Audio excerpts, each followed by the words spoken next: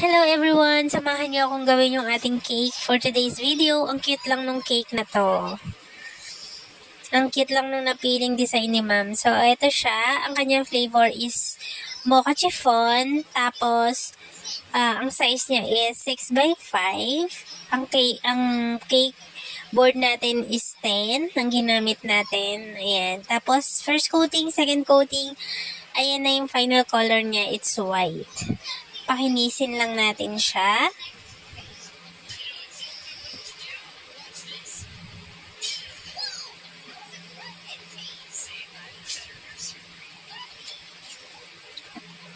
So, ayan, pakinisin lang natin siya bago natin ilagay si baby na yung ginawa nating minold.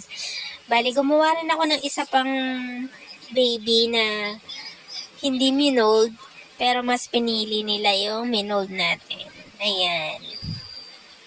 Yan si baby. Tapos yung maliit na bear, medyo mahirap maggawa ng sobrang liit. Sobrang liit niya kasi stop toy, diba? So, ayan siya. Tapos dapat dyan, siya ribbon. Pero, ginawa na natin fondant. O, diba? So, ayan. Si Aviana Rain. Binyag ni Aviana Rain. Lalagyan ko lang yung water dyan para dumikit. Yun ang ating pandikit, water lang. Pero konti lang, huwag madami. So, ayan na siya, ang ating finished look. O, diba? Ang cute. Patapos na ang ating video. Salamat sa pag-watch ng ating video. Don't forget to share. Ayan na ang finished look. O, diba? Ang cute. Ang simple lang.